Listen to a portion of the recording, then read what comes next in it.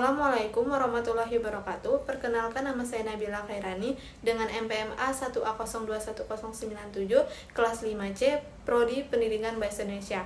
Baiklah, video ini dibuat untuk memenuhi UTS Analisis Wacana yang diampu oleh Dr. Nurmaza MPD. Hakikat wacana. Pertama, pengertian wacana. Wacana atau discourse berasal dari bahasa Latin, yaitu discoursus. Secara terbatas, istilah ini menunjuk pada aturan-aturan dan kebiasaan-kebiasaan yang mendasari penggunaan bahasa baik dalam komunikasi lisan maupun tulisan. Definisi wacana klasik berasal dari asumsi-asumsi formalis atau struktural, yang berpendapat bahwa wacana adalah satuan gramatikal tertinggi dan terbesar. Sebagian satuan bahasa yang lengkap dalam wacana itu terdapat konsep, gagasan, pikiran, atau ide yang utuh, yang bisa dipahami oleh pembaca dalam wacana tulis atau pendengar dalam wacana lisan, tanpa keraguan apapun. Kedua, pengertian analisis wacana. Istilah analisis wacana pertama kali diperkenalkan dalam linguistik oleh Erling S. Harris tahun 1952, yang mengawali pencarian terhadap kaidah-kaidah bahasa yang akan menjelaskan bagaimana kalimat-kalimat dalam suatu teks dihubungkan oleh semacam tata bahasa yang diperluas oleh Etomo pada tahun 1993, nomor 6. Analisis wacana dalam arti paling sederhana adalah kajian terhadap satuan bahasa di atas kalimat. Lazimnya diperluas arti istilah dikaitkan dengan konteks lebih luas yang mempengaruhi makna rangkaian ungkapan bahasa, tetapi juga dalam berbagai larangan kajian lainnya. Dalam linguistik, analisis wacana menunjuk pada kajian terhadap suatu bahasa di atas kalimat yang memuaskan perhatian pada dasar lebih tinggi dari hubungan ketatabahasaan. 3. Unsur eksternal dan internal wacana. Wacana memiliki dua unsur pendukung utama, yaitu unsur dari dalam internal dan unsur luar eksternal. Unsur internal berkaitan dengan aspek formal kebahasaan, sedangkan unsur eksternal berkaitan dengan hal di luar wacana itu sendiri. Unsur-unsur internal wacana yaitu kata dan kalimat, teks dan konteks. Unsur-unsur eksternal yaitu implikator, proporsi, referensi, inferensi, dan konteks. Keempat, struktur wacana.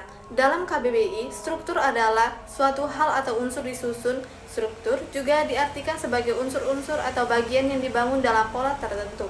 Wacana juga memiliki struktur sendiri. Struktur wacana secara umum ini juga dapat didefinisikan sebagai susunan dari suatu percakapan yang dilakukan oleh dua partisipan atau lebih. Dapat diketahui bahwa struktur wacana dengan pendekatan kritis ketiga dimensi teks tersebut adalah struktur makro, superstruktur, dan struktur mikro. 1.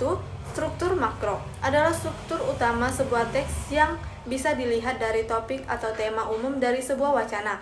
Struktur makro ini dimiliki keterkaitan dengan bagian tematik atau topik dari sebuah wacana. Jika membahas tentang struktur makro, maka hal yang harus dicari adalah topik atau tema dari sebuah wacana tersebut. Kedua, superstruktur adalah struktur yang berkaitan dengan bagian-bagian di dalam wacana. Layaknya struktur utama dalam wacana di pendekatan struktural, superstruktural juga memiliki tiga bagian. Ketiga bagian tersebut adalah bagian pembuka, isi, dan penutup. Ketiga bagian tersebut merupakan hal yang membentuk alur sebuah teks. Ketiga, struktur mikro adalah bagian yang paling kecil yang menyusun sebuah wacana. Bagian yang paling kecil inilah yang merupakan bagian dari unsur wacana. Bagian yang mengkaji unsur mikro dimulai dari kata, kalimat, proposisi, anak kalimat, klausa, dan gambar. Unsur-unsur tersebut bisa dilihat dari aspek semantik, sintaksis, dan retorinya. Unsur pembangun teks wacana dalam peristiwa komunikasi memiliki dua bagian, yaitu unsur internal dan unsur eksternal. Pertama, unsur internal wacana terdiri dari kata. Kata adalah unsur bahasa yang diucapkan atau ditulis sebagai perwujudan pikiran yang digunakan dalam berbahasa. Kedua, kalimat, satuan ujaran yang terdiri sendiri yang berisi gagasan. Ketiga, teks. Teks adalah ujaran yang dihasilkan berdasarkan tindak tutur. Keempat, konteks. Konteks adalah teks yang mendampingi atau mendahului teks lainnya dan mempunyai keterkaitan dan kejajaran. Unsur internal terdiri dari 1. Wicara, 2. Waktu atau tempat, ketiga instrumen, 4. Rasa, nada, ragam, 5. Amanat atau tujuan. Perkembangan analisis wacana. Analisis wacana tentunya memiliki sejarah perkembangan dari zaman dahulu hingga saat ini. Dalam linguistik, analisis wacana mulai muncul sebagai linguistik murni, yang dimana tidak bisa mengungkapkan hakikat bahasa yang sebenarnya dan sempurna. Secara historis, pada tahun 50-an, kajian bahasa masih saja berputar di seputar kalimat.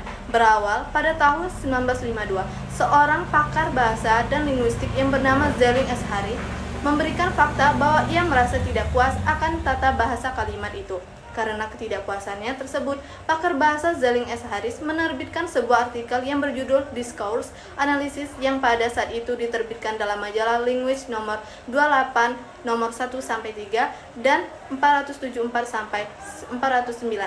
Dalam artikelnya, Harris berargumentasi mengenai pentingnya pembelajaran bahasa secara inklusif dan komparasi. Jenis wacana menurut Zalman dan Arahab tahun 2015 nomor 25-98. 1. Menurut acuan non-fiksi dan fiksi. Kedua, menurut saluran komunikasi atau media, lisan dan tulisan. Ketiga, menurut bentuk penyajian, yaitu deskripsi, eksplikatif, instruktif, argumentatif, naratif, dan informatif. Keempat, menurut fungsi bahasa, yaitu referensial fatik, yang menjamin komunikasi dan kontak psikologis, ekspresif, perasaan, konotatif, ajakan dan panggilan, metalinguistik, berbicara tentang bahasa itu sendiri, dan politik. Kelima, menurut jumlah pengirim atau monolog dan dialog. Menurut Sumarlam tahun 2003 nomor 15-20. 1. Sarana untuk mengungkapkan wacana. A. Wacana bahasa nasional Indonesia. B. Wacana bahasa lokal dan daerah, bahasa Jawa, Bali, Sunda, dan Madura. C. Wacana bahasa internasional, yaitu Inggris. D. Wacana bahasa lainnya seperti Belanda, Jerman, Prancis, dan sebagai berikut. Kedua, berdasarkan media yang digunakan. A. Wacana tulis, disampaikan dengan bahasa tulis atau melalui media tulis. Untuk menerima dan memahami harus dengan membacanya. B. Wacana lisan, disampaikan dengan bahasa lisan atau media lisan.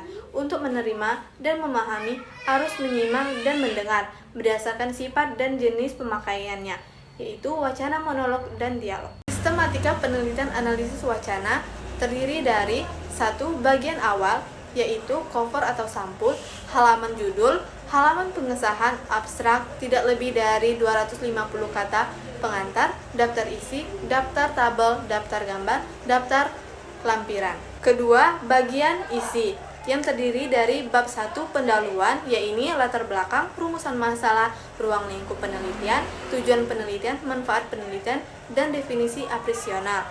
Bab kedua, landasan teori. Teori yang digunakan sebagai pedoman penelitian disesuaikan dengan judul dan rumusan masalah.